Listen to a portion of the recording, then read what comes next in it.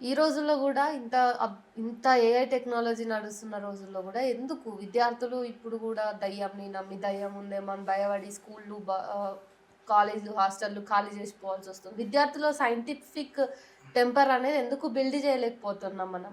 అసలు ఎవరు బిల్డ్ చేసే వాళ్ళు ఎవరున్నారు? వ్యవస్థే సైంటిఫిక్ ఉంది గదా! నాలెడ్జ్ ఇప్పుడు ఎడ్యుకేషనల్ సిస్టమ్ ఉంది ఇప్పుడు గదా! నేను వార్తలు చూస్తున్నా, రెగ్యులర్‌గా చూస్తున్నా. విద్యార్థులు టీచర్లను కొట్టేటువంటి పరిస్థితి.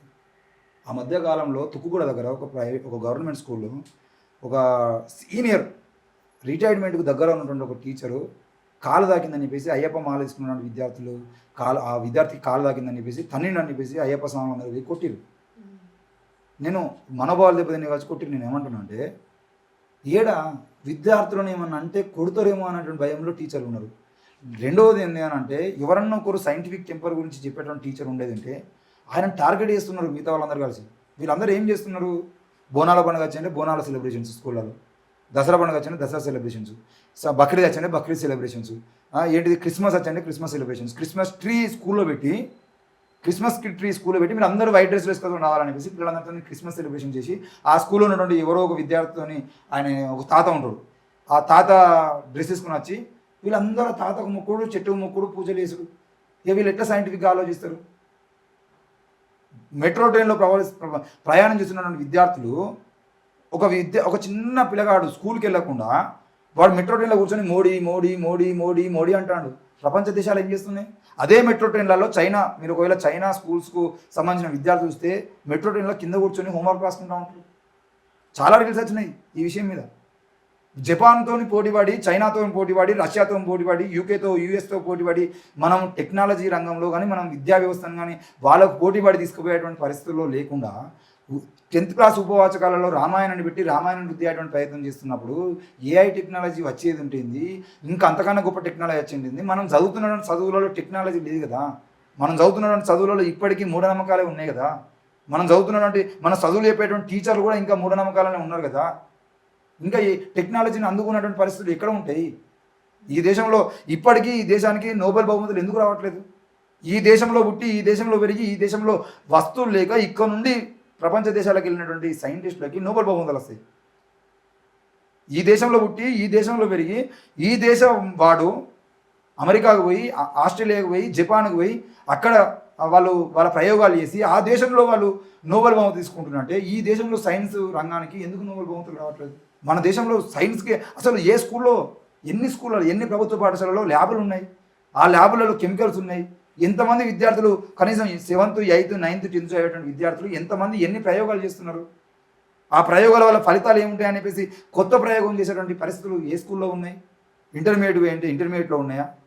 డిగ్రీ పోయింటే డిగ్రీలో ఉన్నాయా?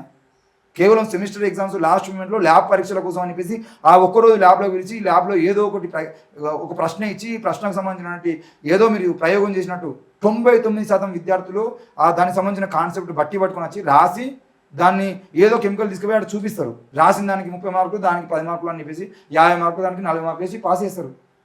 ఈ ప్రయోగం ఫెయిల్ అయిందని చెప్పేసి ఫెయిల్ చేసినటువంటి విద్యార్థులు ఎవరు అన్నారా? అరే యూనివర్సిటీలలో లేవమ్మా. యూనివర్సిటీలలో ఇప్పటికీ ల్యాబ్ టెక్నీషియన్ లేరు, ల్యాబులలో ఏమైనా పనిచేసేటువంటి వ్యక్తులు లేరు, ల్యాబుల్లో వస్తువులు లేవు. కనీసం ల్యాబులు కేవలం చూసుకోవడానికి తప్ప అక్కడ సామాగ్రి లేవు. వాటి గురించి పట్టించుకునే వాళ్ళు లేడు, ప్రొఫెసర్లు లేరు. కనీసం చదువుకున్నటువంటి విద్యార్థులకు స్టైఫండ్ ఉండదు, హాస్టల్ ఉండదు. వాళ్ళకి కావాల్సినటువంటి ప్రయోగాలు చేయడం కోసం వేరే రాష్ట్రాలకు పోవడానికో వేరే దగ్గరకు పోవడానికో వాళ్ళకి ఖర్చులు ఉండవు. 24/7 ల్యాబ్ ఓపెనింగ్ ఉందంటే విద్యార్థి ఒక స్కాలరు ల్యాబ్కి వెళ్ళి వాని ఇష్టం ఉన్న సమయంలో ప్రయోగాలు చేసుకుని ఆ ప్రయోగానికి సంబంధించిన విషయంలో రూమ్లో కూర్చున్నాడు, తిన్నాడు, కొద్దిసేపు పడుకుందామని పడుకున్నటువంటి విద్యార్థికి ఏదో ఒక ఆలోచన వచ్చిందంటే ఆలోచనను ప్రయోగం రూపంలో చేయాలంటే ల్యాబ్కి పోవాలి. ల్యాబ్ 24/7 ఎక్కడ ఓపెనింగ్ ఉంటున్నాయి? ల్యాబుల్లో వస్తువులు ఏముంటున్నాయి? కనీసం చిన్న కెమికల్స్ ఉన్నాయి. చిన్న కెమికల్స్ రెండు కెమికల్స్ని కలిపి ప్రయోగం చేద్దామనంటే ఆ 2 కెమికల్స్ దొరకవు మన ల్యాబులలో.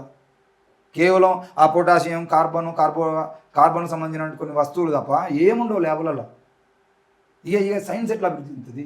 ప్రపంచ దేశాలు ఎవరితో పోటీ పడుతున్నాయి?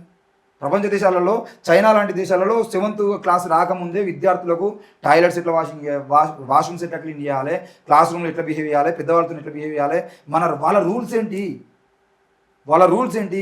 స్కూల్ ఎడ్యుకేషన్లోనే వాళ్ళ హక్కుల గురించి చెప్తారు, వాళ్ళ రూల్స్ గురించి చెప్తారు. మన దగ్గర ఏం చెప్తున్నారు? పద్యాలు నేర్పిస్తారు. 7th క్లాస్లో ఒక పద్యం ఉంటుంది, నేను 7th క్లాస్లో అయినటువంటి పద్యం నా జీవితంలో ఎప్పుడు ఉపయోగపడదా పద్యంతో.